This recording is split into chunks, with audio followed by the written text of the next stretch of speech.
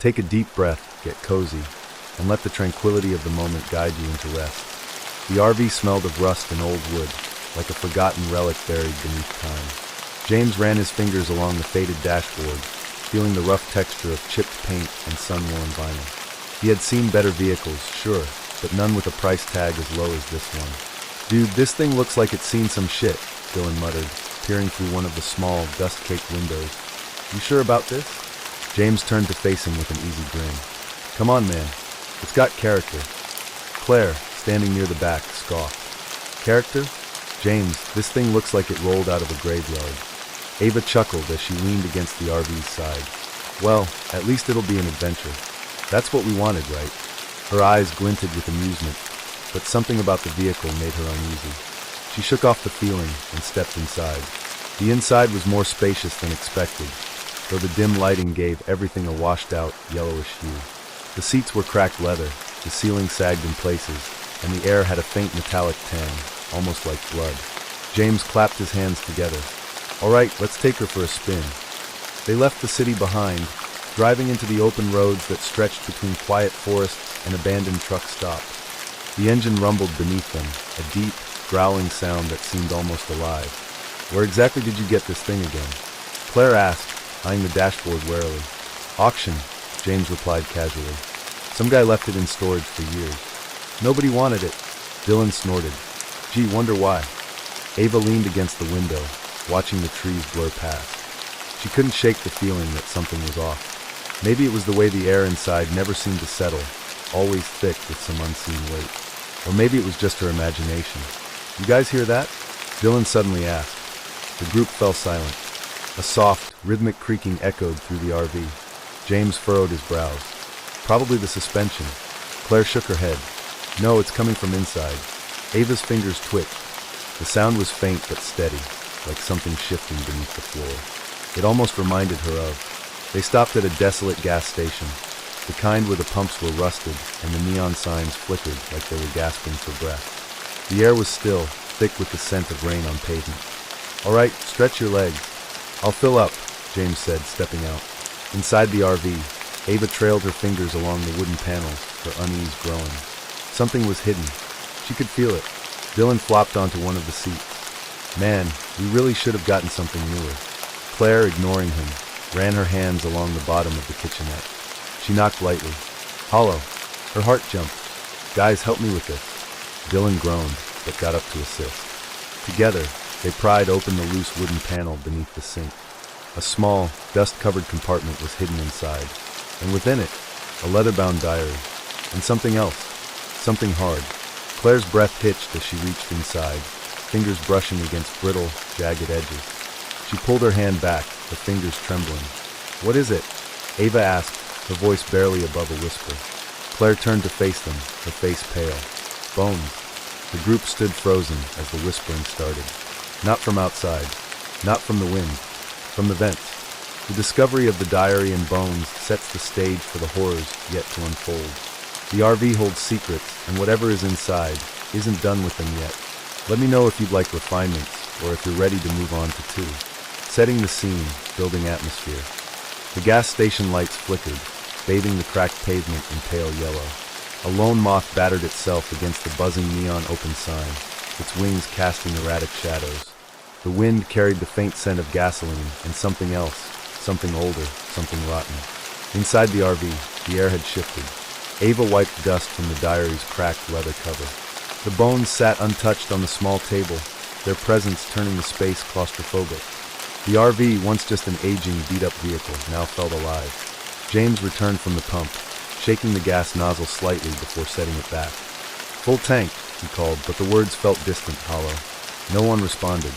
Dylan leaned against the wall, arms crossed, staring at the small compartment they'd pried open. "So, what the hell do we do with that?" He nodded toward the bones, but his voice lacked its usual bravado. Claire flipped through the diary, her fingers trembling slightly as she read aloud. "We heard them in the vents. At first, we thought it was the wind, but wind doesn't whisper your name." A sudden creak echoed from above. They all froze. The RV wasn't large, but suddenly it felt endless. The dim lighting cast warped shadows, making everything appear stretched, distorted. The rusted edges of the cabinets, the peeling wallpaper, everything felt wrong, as if they had stepped inside a place that did not belong to them. Dylan ran a hand over the cold metal wall, knocking twice. The sound echoed, as if the space behind it was hollow. "We should leave this thing on the side of the road," he muttered. James shook his head. "We just spent half our savings on it. We're not abandoning it because of some creepy old diary and some bones." Ava's gaze flickered to the vents. The metal slats gleamed under the overhead light. Were they always that open? The thought sent a chill creeping down her spine. Then the whispering returned. Soft, almost affectionate. "Let us out." Claire turned a page, her voice tight with unease. "Listen to this. Elias Hawthorne, 1973, we tried to leave. The doors wouldn't open. The engine ran itself. The vents whispered at night, but it was always worse when we stopped." Marking the margin was a smudged fingerprint. Ava took a step back, hitting the counter. "Nope. I'm out. We are not spending another night in this thing." James exhaled sharply, trying to ground himself. "It's a story, guys. Just a creepy story. Someone probably wrote it as a joke." "Then explain the bones," Claire countered. James had no answer. Dylan reached toward the compartment, curiosity overriding his fear. He grabbed a small, rusted key tucked beneath where the diary had been. "What do you think it opens?" he asked. Ava was still staring at the vents. "Why do you assume it's something we want to open?" They pulled into a roadside clearing, too tired to keep driving through the night. The trees loomed tall, their branches gnarled like reaching fingers. The only light came from the flickering bulb above the RV's tiny kitchenette. Dylan flopped onto the couch, exhaling sharply. "Nothing's happening. Maybe we're just being paranoid." "Maybe." Claire didn't sound convinced. Ava lay awake in her bunk, watching the vents. The metal slats rattled slightly as though something inside was breathing. She turned to James. "You asleep?" "No." The whispering had started again. It didn't stop this time. It grew louder, more urgent. The walls creaked, the metal groaning. Then, a sharp bang. The RV lurched forward. James bolted upright. "What the hell?" The doors locked themselves, and from the vents, something moved. The setting is established. The RV is alive, the whispers growing more insistent, the past merging with the present. The bones, the diary, the key, all pieces of a puzzle they don't yet understand. Something is in the vents, and it wants out. This sets the stage for 3. Rising tension, suspense begins. Let me know if you'd like any refinements before we continue. The RV was no longer just a vehicle. It was a breathing entity, its presence thick in the air. The whispering had changed. It was no longer just an eerie, sporadic noise. Now it had rhythm, purpose. It was speaking, though none of them could yet decipher its language. Ava sat upright in her bunk, staring at the ceiling. The metal vents vibrated slightly, as though something was pressing against them from the inside. "Did you hear that?" she whispered. James groaned from the driver's seat, where he had half dozed off. "Hear what?" Ava hesitated. If she acknowledged it, would it get worse? Would it know she was listening? Then, a faint sound like fingernails dragging along the metal. Claire shifted in her bunk, pulling the blanket higher around her shoulders. "I hate this. I hate this so much." Dylan, always the skeptic, ran a hand through his messy hair and chuckled, though his voice lacked confidence. "Guys, it's an old RV. It creaks. Things settle." Ava's voice was hollow. Settling doesn't sound like whispers. The tension was suffocating. The walls felt tighter, the air stale and metallic. Claire sat at the small kitchenette table, flipping through the leather-bound diary they had found hidden beneath the floorboards. The words had changed. "Wait," she gasped, running a finger over the brittle pages. These pages were blank before. "I swear." The others crowded around her as she tilted the diary toward the dim light. "They will wake when the house is full." Dylan let out a slow breath. "The house? You mean the RV?" Before anyone could respond, the RV lurched violently. The lights flickered. The radio crackled to life, scanning through static and half-formed words. James bolted upright. "Jesus Christ! What was that?" Ava clutched the table to steady herself. The RV had been parked, engine off.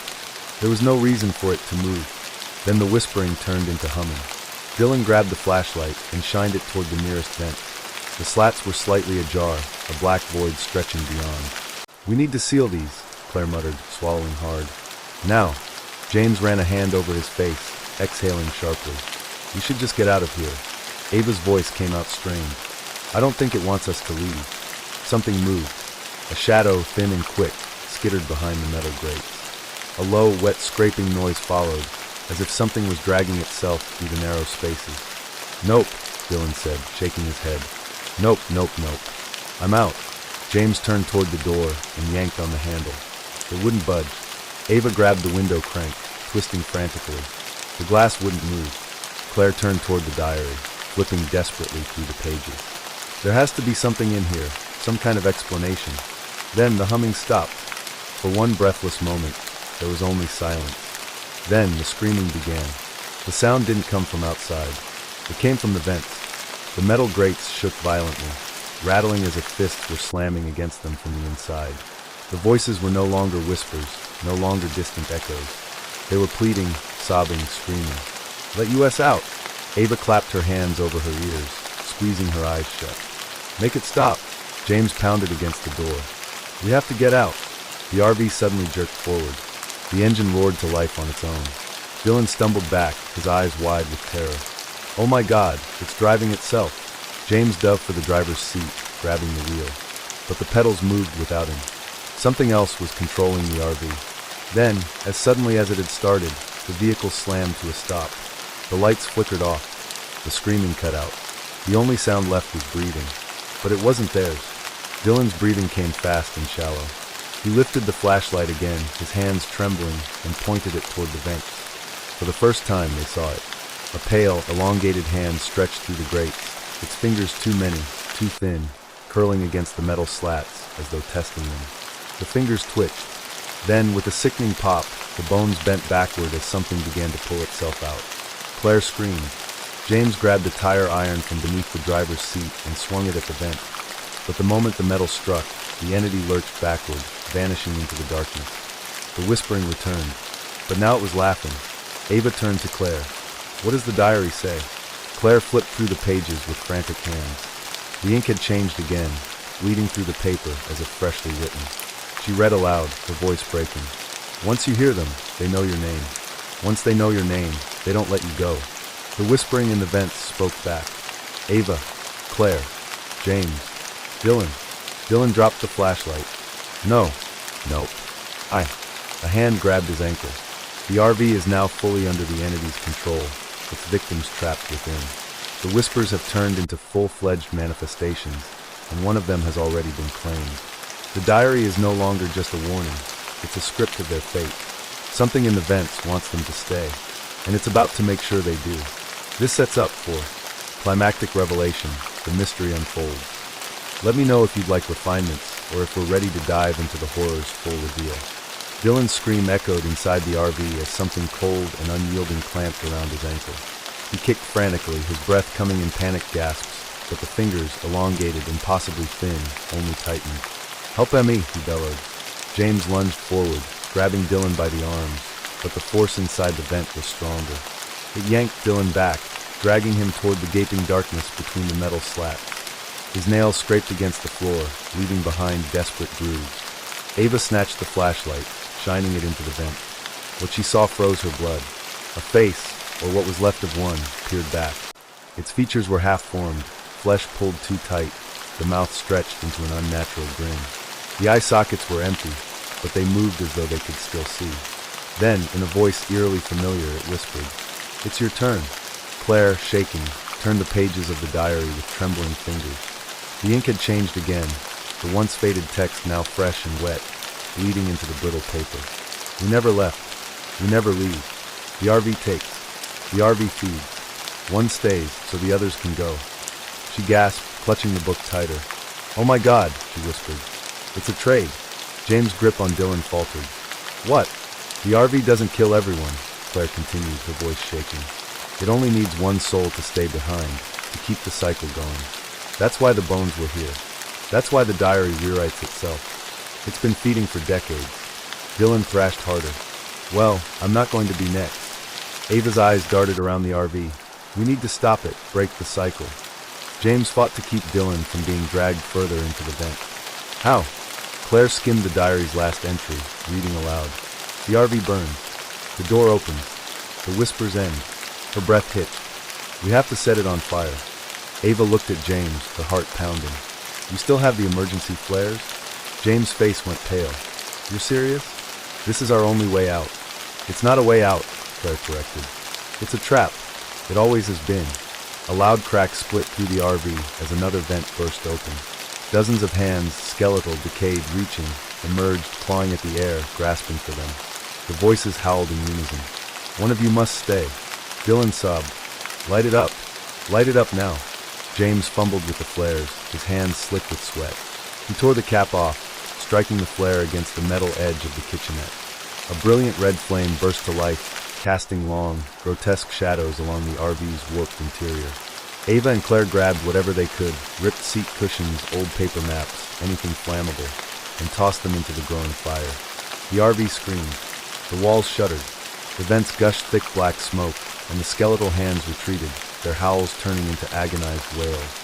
Dylan scrambled free, collapsing onto the floor just as the flames licked up the walls. The door! Ava shouted. James threw himself at it, grabbing the handle, and this time it swung open. They tumbled out into the cold night air, coughing as the smoke billowed behind them. Flames consumed the RV, the metal warping, twisting as if alive. The whispers became screams. Then, as the fire engulfed the last of the old vehicle, silence. They stood shaking as the RV burned, their chests heaving. Dylan wiped his face, eyes wide. Did we break it? Claire clutched the diary to her chest, flipping to the last page. The ink was fading, the words disappearing. Then, right before the final line vanished, she saw it. One always stays. Her blood ran cold. She turned, her breath catching. Where was James? Her stomach plummeted. James! Ava called. Dylan spun around, searching the empty lot. There was no sign of him. Ava's breath shuddered. He was right here. He made it out. Dylan's voice cracked. Then where the hell is he? Ava took a shaky step forward, scanning the empty night. Maybe he ran. Her words died in her throat as she spotted something in the distance. A shadow. A figure. James stood at the edge of the burning wreckage, his back to them. Completely still. James? Claire called out, taking a cautious step forward. He turned and smiled. It wasn't his smile. It was too wide. Too wrong. Ava's stomach clenched. Oh my God! Then, without a word, James stepped backward into the flames. The fire swallowed him whole. And just like that, the RV was gone. Not just destroyed. Gone. The three survivors stood in stunned horror, their bodies numb, their minds reeling. The road was empty. No trace of the vehicle, no trace of James. Only the acrid scent of burned metal lingering in the air. Claire, still clutching the diary, turned it over with trembling hands. The cover was blank now. Dylan exhaled sharply. Is it over? Ava didn't answer, because from behind them, from the trees lining the road, came a familiar sound. The soft, rhythmic creak of an RV door swinging open. Then, a voice. Low, echoing. Where are we headed next? The screen fades to black. The night was impossibly still. The road that once held the burning RV was now empty, as if it had never existed. But the air wasn't silent. Ava's breath hitched as the whispering returned, not from the vents, not from the RV, but from the trees. Where are we headed next? The voice was James. But it wasn't James. Claire turned toward the sound, her heart hammering. We have to go. Now. Dylan didn't move. His face was ashen, his hands trembling. That was James. It had to be. Ava grabbed his wrist. James is gone. We watched him. Whatever that thing was, it took him. The whispering grew louder, swirling around them, multiplying. It wasn't just James anymore. Other voices joined in. One stays. One always stays. Take your place. Then, from the darkness between the trees, the RV stepped out. Not rolled. Not driven. It walked. Its metal frame groaned as the headlights flickered to life, burning an unnatural yellow. The door swung open on its own, and from inside, something moved. James stepped out of the RV, or at least something wearing James' skin. His clothes were burned, but his flesh was untouched, too perfect, too smooth. His eyes, once warm and human, were now reflective black pools, voids that swallowed all light. He smiled, that awful, unnatural smile. Hey guys, James said, voice calm, friendly. Where are we headed next? Ava screamed. Dylan stumbled back, shaking his head violently. No. You died. We watched you. James tilted his head, his expression blank. I never left. I just changed. The RV's headlights flared brighter. the air around it distorted, rippling like heat rising from pavement. Claire took a step back, her voice barely a whisper. "It's not him." James' head twitched, his mouth stretching too wide. "Then who am I?" The ground beneath their feet shifted. The road was no longer solid asphalt, but soft, pulling them downward. Ava gasped as her shoe sank into the pavement, the texture no longer stone, but flesh. Dylan clawed at the ground, trying to pull himself free. "It's not a road. It's part of it." Claire flipped open the diary, desperate for answers. The pages rewrote themselves, ink bleeding into new words. "Run!" The RV roared to life. Its engine wasn't mechanical anymore, it was breathing. The vents gushed out thick, black fog, and within it, shapes moved. Hands, faces, figures trapped inside, and then it lunged. Ava yanked Dylan free just as the ground gave way beneath him, revealing a tunnel of writhing limbs below the road. They scrambled backward as the RV charged forward, its tires twisting into clawed appendages. Claire pulled a flare from her jacket, but before she could light it, James moved. Faster than humanly possible, he was suddenly in front of her, inches from her face. "You don't need that," he whispered. "Just come back inside. It's warm. It's safe." His hand reached for her wrist, fingers too long, too cold. Claire did the only thing she could. She lit the flare and shoved it into his chest. James screamed, not in pain, but in anger. His body convulsed, smoke curling from his skin as his illusion shattered. Beneath the human mask, something else was there, a hollow, gaping void filled with writhing, bone-white tendrils. The RV recoiled, its headlights flickering erratically. The whispers inside turned to shrieks.